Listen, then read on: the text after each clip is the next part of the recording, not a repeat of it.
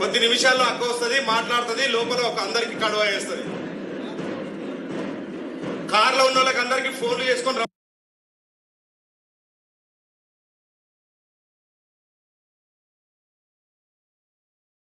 సందర్భంలో కొట్లాడుతున్నటువంటి సందర్భంలో మేమందరం ఒక ఆలోచన చేయడం జరిగింది.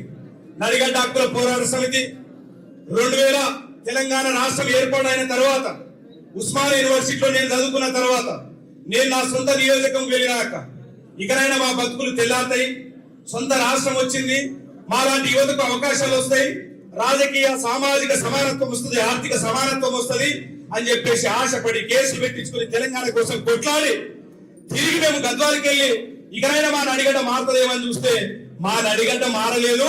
మా నడిగడ్డ నాయకులే ఆ పార్టీలోంచి ఈ పార్టీలోకి, ఈ పార్టీలోంచి ఆ పార్టీలోకి మారుతున్నారు తప్ప మా నడిగడ్డలను ప్రజల గురించి ఏమాత్రం పట్టించుకోలేదు, మా రైతుల గురించి పట్టించుకోలేదు.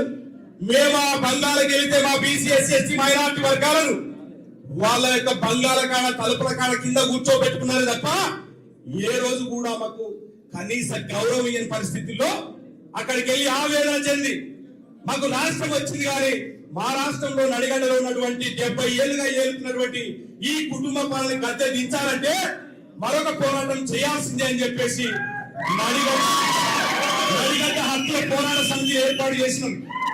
2018లో ఎమ్మెల్యేగా పోటీ చేసి మొత్తం నియోజకవర్గం మొత్తం తిరిగి 70 ఏళ్ల కుటుంబ పాలన ఎండగడుతూ వారి యొక్క హత్య రాజకీయాల గురించి చెప్తూ వాళ్ళ కుటుంబ పాలన మా బీసీ ఎస్సీ ఎస్టీ మైనారిటీ వర్గాలు ఏ రకంగా అణిచివేతకు గురైనారో చెప్తూ ఓటు చైతన్య యాత్ర చేస్తూ, పల్లె ఎన్నికలు చేస్తూ, పాదయాత్ర చేస్తూ, గడప గడపకి వెళ్ళి ఒక్కొక్క గ్రామం లోపల మొత్తం కూడా అణిచివేయబడ్డటువంటి వర్గాల తరఫున ఒక ప్రశ్నించే గొంతుకగా 70 ఏళ్ల కుటుంబ పాలనలో మీరు చేసింది ఏమిటి? మాకు విద్య లేదు, వైద్యం లేదు, సరైనటువంటి రోడ్ల సౌకర్యాలు లేవు, అనేక రకాలుగా, పైగా ఓట్లప్పుడు మా ఇంటి ముందరకు వచ్చి మా భుజం మీద చేసి ఎంతో అన్యోన్యంగా నటించి మా భుజం మీద చేసి మా ఓట్లు వేయించుకున్న తర్వాత తిరిగి మేము మీ బంగాళాఖాడికి వస్తే మాత్రం, మేము వస్తే మాత్రం మీరు మా ఇంటి దగ్గరికి వచ్చినప్పుడు మా ఒంటి మీద ఉన్నటువంటి కండువాలు తీసి తుడిసి మా బంగారెడ్డి వచ్చినాడు, మా కృష్ణమోహన్ రెడ్డి వచ్చినాడు అని చెప్పేసి మా ముఖం తుడుచుకునే తువాలు తీసి వాళ్ళు కూర్చునే కాడ కూర్చోబెట్టి చాయ్ ఇచ్చి నీళ్ళు ఇచ్చి వాళ్ళకు ఓటేసి అధికారం ఇస్తే అధికారం వచ్చిన తర్వాత ఏనాడు కూడా మా గురించి పట్టించుకున్న పాపాన పోలేదు. పైగా మేము ఆ బంగాళాఖాడికి వెళ్ళినప్పుడు మమ్మల్ని కులాల పేరు పెట్టి దూషించినటువంటి పరిస్థితి ఉన్నది అక్కడ. కాబట్టి ఆ పాలన గద్దెదించాలని చెప్పేసి 2018లో పెట్టినటువంటి పోరాటం, ఇక్కడ యూనివర్సిటీలో పోరాటం తర్వాత, అక్కడికి వెళ్ళిన తర్వాత, తెలంగాణ రాష్ట్రం ఏర్పాటులో మొదటి ప్రభుత్వం వచ్చిన తర్వాత కనీసం కొట్లాడి రాష్ట్రం తెచ్చుకున్నటువంటి పార్టీ ఈ రోజు మార్పు అంటే ఏమిటి? నాయకత్వం కూడా మారుస్తుంది, కొత్త నాయకత్వానికి పునాది వేస్తుంది. గత 70 ఏళ్ళుగా దోచుకున్నటువంటి అవినీతికి అలవాటు పడినటువంటి నాయకులను మార్చి ఈ రోజు మరి మా పేరు మీదనే అందరికి గెలిచారని చెప్తున్నారు కదా. కాబట్టి మా పేరు మీదనే, తెలంగాణ పేరు మీదనే, తెలంగాణ రాష్ట్రాన్ని సాధించినటువంటి పార్టీ పేరు మీదనే ఒక కొత్త నాయకత్వాన్ని తయారు చేస్తుందేమని మేము ఎదురు చూస్తే, అక్కడ వైఎస్ఆర్సీపీలో ఉన్నటువంటి బల్ల కృష్ణమోహన్ రెడ్డి ఆ రోజు తెలంగాణ ఉద్యమాన్ని కించపరిచినటువంటి వ్యక్తిని తీసుకొచ్చి టికెట్ ఇచ్చి ఎమ్మెల్యేలు చేసింది టీఆర్ఎస్. మరి ఎందుకు చేసినారు? మరి ఎవరు కొట్లాడినారు? మరి తెలంగాణ ఉద్యమకారులకు టికెట్లు ఇచ్చారా? ఎవరైతే కొత్త నాయకత్వానికి మీరు ఎంకరేజ్ చేసినారా అంటే అట్లాంటిది ఏం లేదు. మాకు కావాల్సింది గెలుపు గుర్రాలు, డబ్బున్నోళ్ళు, మా పార్టీకి ఫండ్ ఇచ్చేటోళ్ళు తప్ప ఇక ఎంతనే దోచుకోండి అని చెప్పేసి తిరిగి వాళ్ళకే టికెట్ ఇస్తున్న పరిస్థితుల్లో అనేక పోరాటాలు చేసి 2018లో నిలబడి ఓడిన తర్వాత ఇక్కడ ఉన్నటువంటి నా కుటుంబ సభ్యులకు, వీళ్ళందరూ కూడా నా కుటుంబ సభ్యులే, అందరూ నా కుటుంబ సభ్యులే. ఈ రోజు మహిళలు సైతం మేము కూడా తరలి వస్తామంటే వద్దని చెప్పినాక, సమ్మర్ ఎండాకాలం మీకు అనేక ఇబ్బందులు ఉంటాయి, ఎక్కడ పడితే అక్కడ కార్లు ఆపలేము. మేము మీ తరఫు నుంచి, మీ ఇంటి నుంచి ఒక్కొక్క మగాన్ని మీ ఇంటి తరఫు నుంచి వీరతలుగా దిద్ది పంపించి రంజిత్ అన్న మీరు ఎంత మీరు ఉండాలా, రంజిత్ అన్న ఈ రోజు మహిళ బిడ్డగా పంపిస్తామని చెప్పేసి ఈవెందో నా భార్యతో సహా, బుచ్చిబాబు గారి భార్యతో సహా సాగనంటున్నాను. కాబట్టి ఈ రోజు నేను చెప్పేది ఒకటే, మా ప్రాంతం అత్యంత వెనుకబడింది, విద్య పరంగా, వైద్య పరంగా అనేక రకాలుగా వెనుకబడినటువంటి పరిస్థితి మా ప్రాంతం. పాలకులు మారుతున్నారు కానీ అభివృద్ధి గురించి పట్టించుకునే నాదుడు లేడు. అక్కడ కేవలం వాళ్ళకి పీర్ల షాప్ మీద, బార్ల షాప్ మీద, కాంట్రాక్టర్ల మీద, కంకర మిషన్ల మీద, సినిమా టాకీస్ల మీద, వాళ్ళ వ్యాపారాల మీద ఉన్న ధ్యాస ఆ ప్రాంత ప్రజల సమస్యల పట్ల లేదు. నేను ఒకసారి చెప్పిన 2018లో నిలవనప్పుడు చెప్పిన అదే మాటను మళ్ళీ రిపీట్ చేస్తా ఉన్నా. నేను ఆ రోజు ఏమన్నాను, నేను ఒకటే మాట, అయ్యా 70 ఏళ్ళ నుంచి మీ కల్తీ మందు తాగి తాగి తాగి మా ఓటర్లు కనీసం మా ఊరికి ఓటేద్దామంటే నరాల బలహీనత వచ్చి మాకు ఓటేద్దామనుకున్నా కూడా మా చేయి మీ వైపు వచ్చి ఓడిపడుతున్నటువంటి పరిస్థితి ఉన్నది. మమ్మల్ని లక్కులో పెట్టి కల్తీ మద్య వ్యాపారం చేసి నరసింహారెడ్డి గారు వేల కోట్లు సంపాదించి ఆ ప్రాంత ప్రజల యొక్క ఆత్మగౌరవాన్ని దెబ్బతీస్తూ అణిచివేత గురి చేస్తున్నటువంటి సందర్భంలో 2018 తర్వాత నిలబడి ఓడిన తర్వాత కూడా అట్లే గట్టిగా నిలబడినాం. ఆ ప్రాంతంలో సీడ్పత్తి రైతుల గురించి కొట్లాడినాం. ఆ ప్రాంతంలో విద్య లేకపోతే కొట్లాడినాం. దాదాపు ఒక 15 గ్రామాల లోపల, అక్కడ స్కూళ్ళ లోపల, ప్రభుత్వ స్కూళ్ళ లోపల, ప్రభుత్వ బడులు క్లాస్ రూమ్లు కట్టించినాం, స్క్రీన్లు పెట్టించినాం. బాలికలకు విద్యార్థులకు కనీసం వరకు టాయిలెట్స్ లేకపోతే టాయిలెట్స్ రూమ్ కట్టించినాం. 15 గ్రామాల లోపల చేసినాం. దాదాపు 20 గ్రామాల లోపల కనీసం వీధి లైట్లు లేకపోతే కూడా వీధి లైట్లు ఏర్పాటు చేయించిన మా ఆధ్వర్యం లోపల. దాదాపు విత్తన పత్తి రైతులు 50,000 మంది రైతులుంటే 50,000 మంది రైతులు కేవలం 40 మంది ఆర్గనైజర్లు మోసం చేస్తుంటే, అన్యాయానికి గురి చేస్తుంటే ఎవరు పట్టించుకునే నాదుడు లేక 40 మంది ఆర్గనైజర్ల అణిచివేతకు వ్యతిరేకంగా పెద్ద ఎత్తున పోరాటాలు చేసినాం. వాళ్ళపైన కేసులు వేసినాం, హైకోర్టులో పీల్ వేసినాం, నేషనల్ గ్రీన్ ట్రిబ్యునల్ లో కేసులు వేసినాం. వాళ్ళు అన్యాయంగా అక్రమంగా వాతావరణాన్ని కలుషితం చేస్తున్నారని చెప్పేసి, యాసిడ్తో విత్తనాలు కడిగిన తర్వాత మా భూములు నాశనం అవుతున్నామని చెప్పేసి విరోచితమైన పోరాటం చేసినాం. ఇక్కడ ఉన్నటువంటి మా కార్యకర్తలు కావచ్చు, మా బంధువులు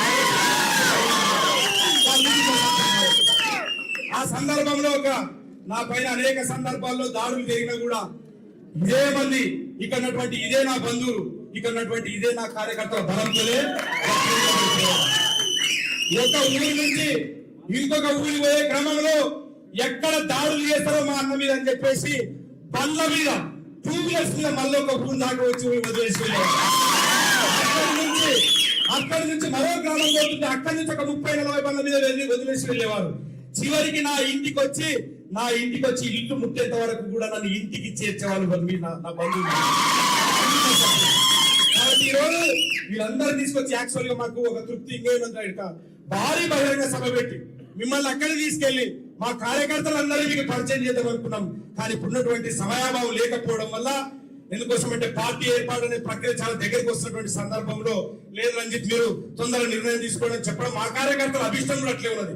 సామాజిక తెలంగాణకు, సర్వోదయ తెలంగాణకు కట్టుబడినటువంటి కవిత ఆధ్వర్యంలో మనం అడుగు వేయాలని చెప్పి, వేయాల్సిందే అని చెప్పేసి మేమందరం కూడా ముక్త కంఠంతో ఏకాభిప్రాయానికి వచ్చి ఈ రోజు నిర్ణయం తీసుకోవడం జరిగింది. ఈ సందర్భంగా మీకు ఒకటి విజ్ఞప్తి చేస్తా ఉన్నాను. ఈ రోజు ఎందుకోసం అంటే ఒకసారి ఈ సందర్భంగా పార్టీలో చేరుతున్న సందర్భంగా మా తల్లిదండ్రులు గుర్తు చేసుకుంటున్నారు. నా మిత్రుడు, నా ప్రాణ స్నేహితుడు, మొదటి నుంచి నాతో పాటు ఉండి సర్వస్వం కోల్పోయినాడు బుచ్చిబాబు గారికి ధన్యవాదాలు తెలియజేసుకుంటున్నాను. నా భార్యకు, నా కుటుంబ సభ్యులకు, మా అక్కలకు, ఈ రోజు నా దేవుడు ఇచ్చినటువంటి అక్కలు అందరికీ కూడా సందర్భంగా గుర్తు చేసుకుంటున్నటువంటి పరిస్థితి. ఈ రోజు నా పెళ్లి రోజు. అయితే నా భార్యను అడిగిన, మరి ఈ రోజు పెళ్లి రోజు కదా, ఈ రోజు పెట్టుకుంటా అంటే మరి పోవచ్చలేదంటే, ఇది ఏమి ఈ రోజు కొత్తగా అడుగుతున్నావు కదా, 15 సంవత్సరాలుగా నాకు అలవాటు అయితే కదా. అందులో ఈ రోజు ఒక మహిళగా గర్వపడుతున్నావు, ఒక మహిళ నాయకత్వంలో పనిచేయడానికి వెళ్తున్నావు, మేము కూడా ప్రూవ్ చేసుకోవాల్సిన అవసరం ఉంది, సందర్భం ఉంది అని చెప్పేసి వెళ్ళు అని చెప్పేసి నేను భుజం తట్టి ఇక్కడ పంపించింది. ఈ సందర్భంగా నా భార్య కూడా నేను ధన్యవాదాలు. నేను నా కన్న తల్లి కనిపెంచితే నా రక్తం పంచుకొని, నేను ఎవరు రక్తం అయితే పంచుకొనుకుంటున్నానో నా అక్క పెంచింది. నా భార్య నా జీవితంలోకి వచ్చిన తర్వాత అనేక త్యాగాలు చేసింది. ఆ తర్వాత నేను మీ దగ్గరికి వస్తున్నా. ఇప్పుడు అంటే నా జీవితం అంతా మహిళలతో ముడిపడిందని చెప్పడానికి వాళ్ళు చెప్తాను. కాబట్టి వస్తున్నటువంటి క్రమంలో అందరి ఆశీర్వాదం తీసుకొని నేరుగా మీ దగ్గరికి వచ్చి కూడా లోపలికి దాకా మీ ఆశీర్వాదం కూడా తీసుకోవడం జరిగింది. ఒకటే ఒక విజ్ఞప్తి, నాకు ఒకటే ఒక కోరిక, మా జిల్లా లోపల నూతన నాయకత్వానికి పునాదులు వేయాలనేటువంటి ఆశతో ప్రతి గ్రామం నుంచి కొత్త నాయకత్వాన్ని ఉన్నది తప్ప పాత నాయకత్వం ఇక్కడ ఉన్నటువంటి వాళ్ళు ఏ ఒక్కరు కూడా ఇక్కడ ఉన్నటువంటి వారు ఏ ఒక్కరు కూడా బంగాళ యొక్క మెట్టు కూడా దొక్కలేదని కానీ తయారు చేసిన కొత్త నాయకత్వాన్ని తయారు చేసినటువంటి సందర్భంలో 2023 ఎన్నికల లోపల ఒక ప్రధాన రాజకీయ పార్టీ టికెట్ ఇస్తున్నటువంటి క్రమం లోపల అనేక కుట్రలు చేసినట్టు తప్పించినారు. ఎక్కడ రంజిత్ కుమార్ కి టికెట్ వస్తే ఇంకా ఎక్కడ లేదు ఏం లేదు ఎమ్మెల్యే గెలవక మందికే మాకు అనేక రకాలుగా ఇబ్బందులు పెట్టినాడు తప్పించాలని చెప్పేసి సేమ్ నా కమ్యూనిటీకి సంబంధించినటువంటి వాళ్ళని నియోజకవర్గానికి సంబంధం లేనటువంటి వాళ్ళని తీసుకొచ్చి వాళ్ళకి బీఫామ్ ఇచ్చి ఈ రోజు మొత్తం కూడా మళ్ళీ అక్కడ నాయకత్వాన్ని అనదొక్కినటువంటి పరిస్థితి ఉన్నది. ఈ సందర్భంగా మీకు ఒకటి గుర్తు చేస్తా ఉన్నాను. ఈ సందర్భంగా మా జిల్లా చేనేత పరిస్థితి ఎందుకోసం అక్కడంటే చేనేత కార్మికులు అనేక రకాలుగా అక్కడ ఆవేదన చెందుతున్నారు. నేసే కార్మికులు వాళ్ళకి అసలైనటువంటి లబ్ధి వస్తలేదు. కానీ వాళ్ళపైన వ్యాపారం చేసేటప్పుడు మాత్రం లక్షలకు కోట్లు సంపాదిస్తున్నటువంటి పరిస్థితి ఉన్నది. కాబట్టి ఒకసారి మీరు మా చేనేత కార్మికుల గురించి మీరు మాట్లాడాలని. ఎందుకోసం అంటే ఈ చీర నేతన్న మా చీర ఇట్లాంటి చీర నేసి నెల వరకు నేస్తే ఈ చీర 10,000 తయారైతే అక్కడ ఉన్నటువంటి వాళ్ళు ఇక్కడ గద్వాలకు వచ్చి 20,000 అమ్మితే గద్వాలో ఉన్నటువంటి హైదరాబాద్ లో ఉన్నటువంటి వాళ్ళు 40,000 అమ్ముతారు. కాబట్టి మేము ఈ సందర్భంగా మేము ఆడపడుచుగా భావించి మా గద్వాల చేనేత కార్మికుల తరఫున మేము మీకు ఈ చేనేత చీరని స్వయాన నేసిన చీర మీకు బహుకరిస్తా ఉన్నాం. మీరు ఈ చీరను చూసుకున్నప్పుడల్లా మీకు నచ్చితే కట్టుకున్నప్పుడల్లా ఆ చీరను చూసి మా చేనేత కార్మికుల కష్టాలు గుర్తుకు తీసుకురావాలని చెప్పేసి మీకు తీసుకురావాలని జరిగింది. ఈరోజు మా ప్రాంతంలో విత్తనపత్తి రైతులు ఉన్నారు. దాదాపు 40-50 వేల మంది రైతులు ఉన్నారు. 50,000 మంది శాంపిల్ ప్యాకెట్ 50,000 మంది రైతులు. మేము దాదాపు అక్కడ మొత్తం తెలంగాణ రాష్ట్రానికే ఒక హబ్ గా ఉన్నటువంటి పరిస్థితి. తెలంగాణ రాష్ట్రం మొత్తం కూడా మేము ఇట్లాంటి విత్తన పత్తి ప్యాకెట్లను తయారు చేస్తే ఇది మా విత్తన పత్తి ప్యాకెట్ ఇది మేము తయారు చేస్తాం. మేము కేజీలాగా శాంపిల్ ప్యాకెట్ గా ఆర్గనైజర్లకి కంపెనీలకు ఇస్తే వాళ్ళు ఇట్లా తీసుకుంటారు కేజీ ప్యాకెట్. ఈ రకంగా తీసుకొని ఈ రోజు దీనికి మాకు 500 ఇస్తే ఇదే కేజీ ప్యాకెట్ ని ఇట్లా వాళ్ళు 450 గ్రాముల లాగా చేసి దీన్ని 2,000కి అమ్ముతున్నటువంటి పరిస్థితి. మరి మాకు ఎక్కడ న్యాయం జరుగుతుంది? మా రైతులకు ఎక్కడ న్యాయం జరుగుతుంది? కాబట్టి మీకు ఒకసారి ఈ ప్యాకెట్లు మీకు ఎందుకు ఇస్తున్నారంటే ఒక్కసారి మీరు మా విత్తనపత్తి రైతుల యొక్క కోసలి కష్టాలను పట్టించుకొని రాబోయే రోజుల్లో మా జిల్లాలో ఉన్నటువంటి విత్తనపత్తి రైతుల సమస్యలు తీర్చాలని ఈ సందర్భంగా మీరు ఎందుకోసం అంటే మీరు గద్వాలకు వచ్చినప్పుడు మాట్లాడినప్పుడు రైతు సంఘర్షణ సభ మాట్లాడినప్పుడు ఆ రోజు గట్టిగా హామీ ఇచ్చిన హామీ మేరకు మీరు చిత్తశుద్ధితో కృత నిశ్చయంతో రైతు కమిషన్ కలిసి ఖచ్చితంగా వాళ్ళకు న్యాయం చేసింది అని చెప్పేసి నిలదీసినారు. మీ మీద మాకు అపారమైన నమ్మకం ఉన్నది. ఎందుకోసం అంటే మిమ్మల్ని నేను నడిగడ్డ హక్కుల పోరాట సమితి జనం పాటల సందర్భంగా మద్దతు ఇచ్చి మీతో పాటు వచ్చినప్పుడు మీలో ఉన్నటువంటి లక్షణాలను చూసిన ప్రజలను ప్రేమించిన వాడే ప్రజలను హక్కులు చేర్చిన వాడే ప్రజల యొక్క కష్టాలు వాడే నాయకుడు అవుతాడు. ఆ నాయకత్వం లక్షణాలు మీకు మెండుగా ఉన్నాయి. ఖచ్చితంగా మీరు ఎందుకోసం అంటే బాధలో ఉన్నాయి, కష్టాల్లో ఉన్నాయని మీరు హక్కులు చేర్చుకుంటున్నారు, వింటున్నారు. ఆ భరోసాతో ఈ రోజు మేము మీతో అడుగులేస్తా ఉన్నాం. కాబట్టి ఒక్కసారి మీరు ఆలోచన చేయాలని రాబోయే రోజుల్లో మేము ఒకటే అడుగుతా ఉన్నాం. మా జిల్లాకు న్యాయం చేయండి. మా జిల్లాలో కొత్త నాయకత్వానికి పునాది వేయండి. మా జిల్లా విద్యకు వైద్యకు దూరంకు గురైంది, దాన్ని పట్టించుకుంటారు. ఖచ్చితంగా మీరు ఎందుకోసం అంటే మాకు ఆశాభావం వ్యక్తం చేస్తా ఉన్నాం.